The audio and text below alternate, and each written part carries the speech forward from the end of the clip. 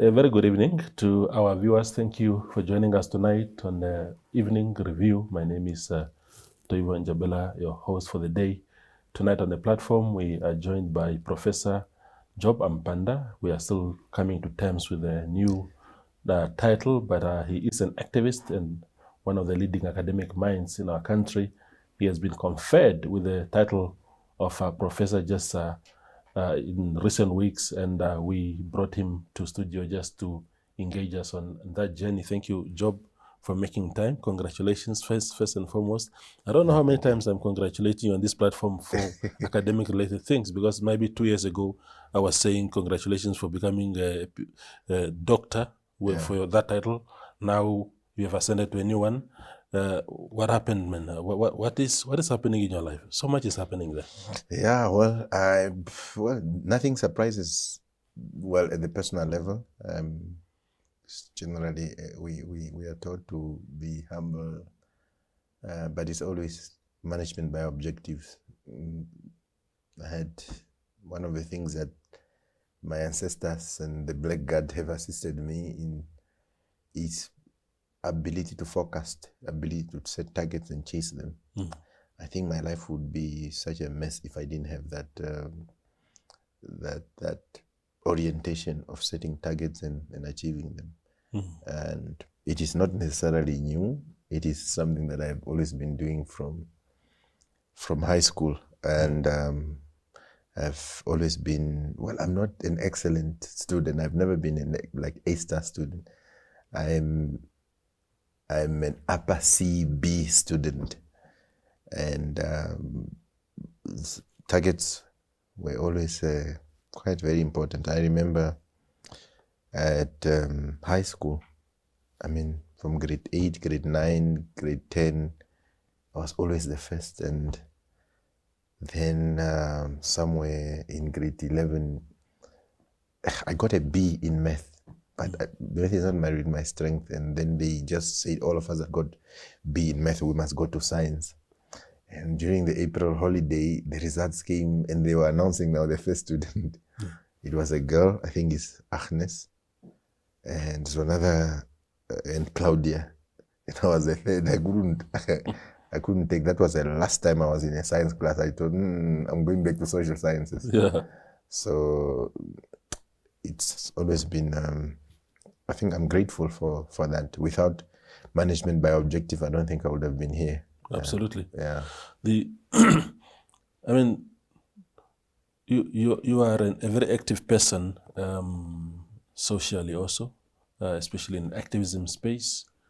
You are teaching at the university, and somehow you juggled between all these roles. You are a family man, and still managed to pull that off. Many people would be wondering how you handled that. Yeah, I think generally the concept of time is not given. That's why when they say in the fullness of time, but we'll never achieve the fullness of time, isn't it? When it's 10 o'clock and while you're at 10, it will be 11. So time is something that is already ahead of us. It's not something that we could reach like,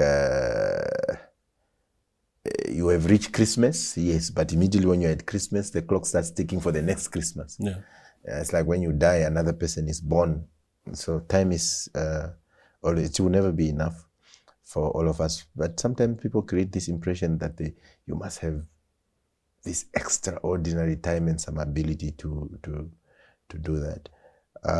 Again, it goes to management by objective. When you have a set objectives that you want to achieve and you go for them, it becomes a bit easy. It may be bulky, it may be a lot, but once you have them and they are clearly identifiable, you can also do an assessment yourself. I do a lot of self-assessment. I'm one of the people that are very critical of themselves. So sometimes I do something and then I ask myself, I have internal debate and contradiction. Why did I do that? Yeah. The same way I am very critical of others, I'm very critical of myself, and I think it's also assists that. But people forget that generally in the life of an academic, there are three things that is teaching, research, and community engagement. And it is the same way a veterinary scientist would, during their free time, they would go and inject the goats at some village, or that type of work that you do, the practical, not necessarily the practical, but the community related aspect where you apply your knowledge to society for the improvement and betterment of society. Who is the unit of analysis for a political scientist? Is the political actors and the political system. So because everybody get to participate in politics, because politics is a superstructure, is the art of the possible. You can just wake up one day and then one day you're a gangster, and the following day you are in cabinet. You pay off the debt of a politician who you pay their school fees, and they win an election in their ruling party, and then that's what becomes. Now, because of that, people forget the scientific component of politics. And so when I participate in politics and political activity, it is the practical sides. Like when a doctor goes to the hospital and do practical. So the theoretical aspect is at the university in the lecture hall with my students and colleagues. The practical side is, because why would you teach people about the importance of participatory democracy and you are unable to do that? It is the same criticism, and we have debates even in the university about these things. And if you teach entrepreneurship and you say entrepreneurship is about taking risks, but you've never sold a sweet, you see, it becomes a bit of a problem. It takes, and those. So as far as management of time is concerned, it is that going over to practical politics, it is just an arena where I bring my skills from training to practice. Of course, I do accept and acknowledge that not every political scientist, not every academic sees the need to do that. I mean, my colleagues wear suits and they get interviewed by journalists about events that other people are doing, including myself. So there's always a choice that you make. Do you want to be this neat, very organized, and you don't get involved in the chaos? You just say, contacted for comment, political. Well, our media also get it mixed, because there's a political commentator. It can be anyone, including my grandmother. There's a political analyst, but an analyst is supposed to have some sort of basic skill set, and there's a political scientist. People always think you can just come from your lab and you come to analyze politics. And I'm not sure whether, as a political scientist, I can analyze the delivery of healthcare in the hospital as far as medicines are concerned. So that point that you're making is, you made a similar comment which evoked a lot of reaction, was it a week ago, when you spoke about the situation in South Africa. And you said that what is happening now there was not to be left to pedestrian people. Generally, that a component of political science need to be at play in high gear. And people thought you were being arrogant, that you want to appropriate that space. Is that sort of what you're saying, that somehow there are situations that demand a particular set of skills? Absolutely. You see, for example, when you look at the classical definition of politics, for example, it classically includes three things: the struggle for power, the consolidation of power, and the exercise of power. Now, the scientific study of power and power dynamics are not necessarily always understood by everybody. Like you are a chef, and then when you get a break, you don't really have a lot of customers. You pick up your phone and you see a press statement, for example. It's like,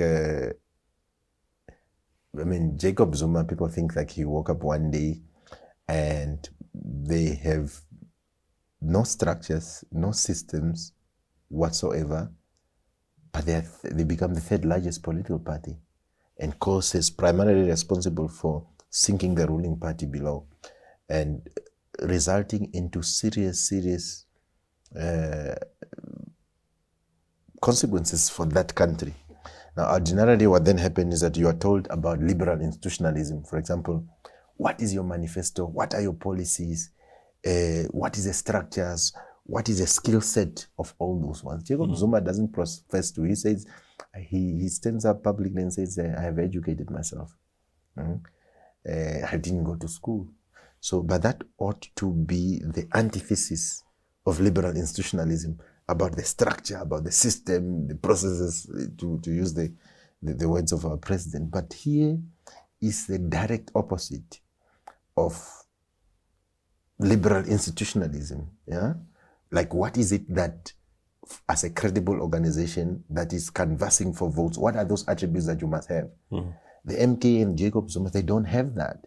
So sometimes when you could see, when I'm saying pedestrian analysis, is when Jacob Zuma sings a song, and then, oh, Zuma is singing, this is what it means. Like that very quick type of analysis, you will not be able to help.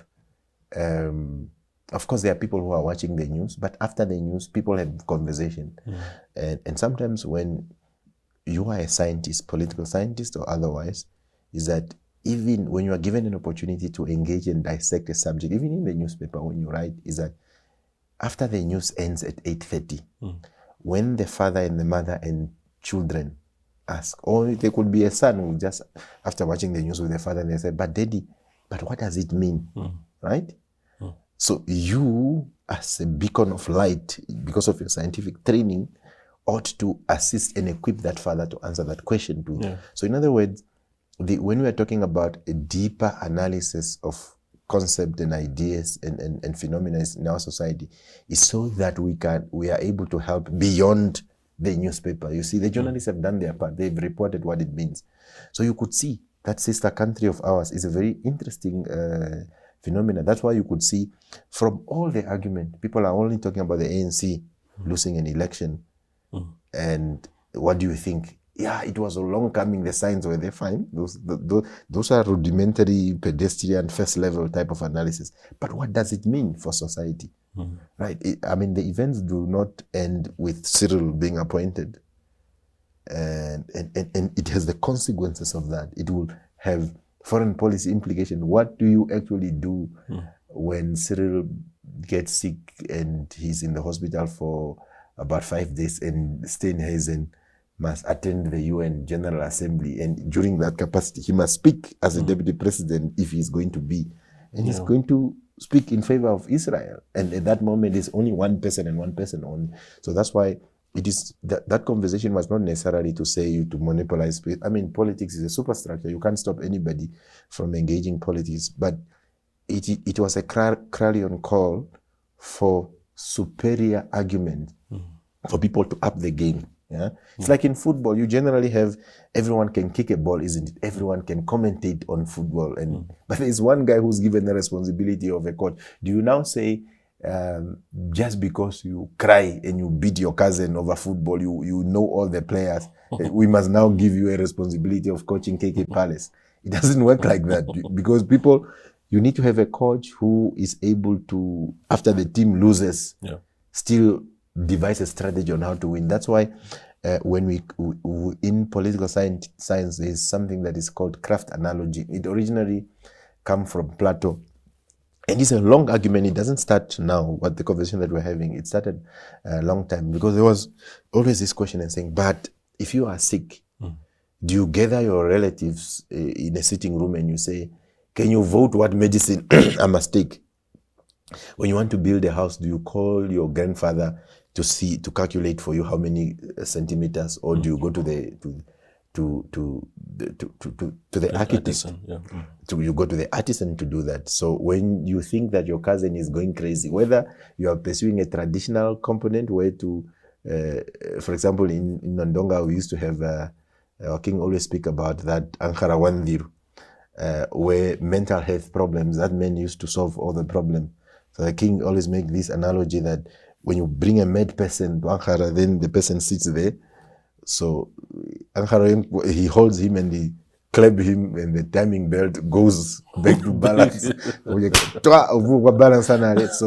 So whether is that, or in the modern context, when you refer a person to a psychiatric ward, even in our court system, I said, but this person, the way how they are behaving, they're not rational, so they need psychological evaluation for us to determine whether they are fit to stand trial. So the Plato was then arguing, and those earlier political scientists were arguing that if we do that for mental health, if we do that for medicine, if we do that for media, if we do that for, why, as far as government and governance, it's a very important, because it's a superstructure. Yeah. It deals with health, it deals with education, it deals with, you could have, if somebody just come to your house and say, oh, Toivo, you have a daughter, I want to be the teacher of your daughter.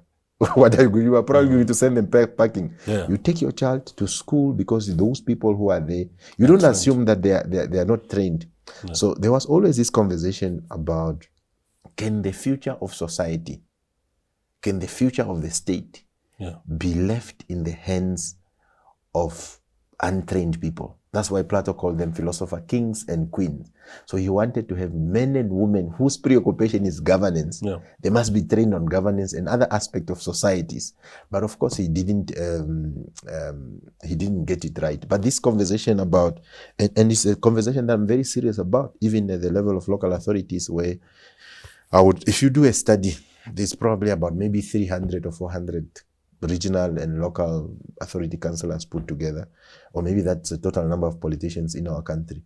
You might actually discover that you remember there are no basic skills. So you will have a person. Do you want to hold that view for me? Just talk for a quick break and then we continue. We will go for a quick break and then return with Professor Amupanda.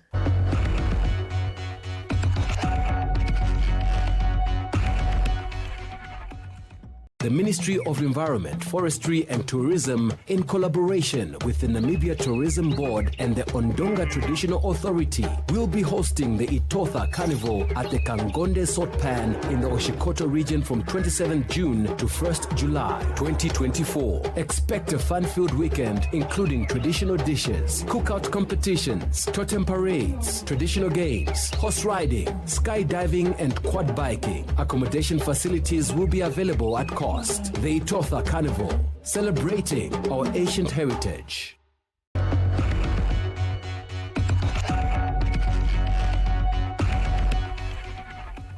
We are back with Job Amupanda, Professor Job Amupanda. So, yeah, you were making a point, but I want to accelerate you to something else. Yes. While we're coming there, it's also to say that, it is unfair to a society, to any country, and to a people, for a person of average understanding to be, for example, in charge of a $5 billion budget when they don't have those basics. We can't lead a society like that. It doesn't mean that everyone who doesn't have that qualification, we must be obsessed about qualification. That's why I'm saying, even in an African traditional society, there are conditions. That's why I'm saying Ankara Wandiru, for example, he doesn't need a PhD, he doesn't need to be a professor, but we are for centuries, for hundreds and hundreds of years, Ankara and his great-grandfather, because this craft analogy, this skill set, it comes from their great-grandparents, and it continues like the traditional healers and everybody. We have always been a society that values skill set, even as Africans. So where does that leave a person like Jacob Zuma? Yes, that's why we are basically trying to explain that when you look at the aspects such as Jacob Zuma, it must be explained. How do you explain it? How do you explain? Jacob Zuma have always been the antithesis of liberal institutionalism. Like, this is a guy very fascinating politicians, actually. I don't think South Africans have done enough. They just got very angry. They never say, this is a guy who goes publicly and he says, no, he had unprotected sex with a woman and he took a shower. And some innovative marketing guys were saying, no, the soap that Jacob Zuma apparently used was Protex. And these marketing guys were buying a lot of Protex soaps. So you have to have a holistic understanding of a society in order for you to be able to explain those phenomena. So what I'm simply saying is that it is ahistorical to argue that anybody can do anything. It never happened in an African traditional society, and certainly cannot be defended in the modern society. So even with politics, we must interrogate ourselves. Are we going to put the lives of our children in the hands of people who of low or no or average understanding, right? So for example, in our country, our government has implemented free primary education, free. And they went a step further and implemented free secondary education. What excuse would anybody wanting to lead anyone with grade 8 when they didn't have to pay anything for 12 years? When the state spent a lot of money for their education. And I know generally, when you argue like these people, they say, yeah, you are alienating people. Generally how I operate. I don't necessarily operate to seek approval for my views intellectually, because when you are bringing about... Job Amupanda will return the school development fees if elected president? Oh, well, return the school development fees? No. Definitely they would. Education is a public good. I believe education is a public good. And it must be free and compulsory from the first grade to first degree at university. Now, if you want to do your master's and PhD, you can pay for yourself. But we must be able to cater for that from first grade to that. Because I think not only are we talking about a craft analogy, we must be a society with basic requirements. Yeah. Even in our families, when we have weddings and funeral, we don't give the responsibility of collecting money to some guy that doesn't have integrity. We don't. Yeah, that's why we're not even talking about education. Is that there is no society without minimum requirement. That guy who likes to drink up money, no one will ever give them a responsibility. Families have made those mistakes. In our village, for example, the whole of Amarala, we've removed these things called Ompitoye Guruka, these open chains, because that's where it creates a lot of problems. Some guy just walk from nowhere during that, and then he say, no, we used to be corrupt with Toivon Jebera.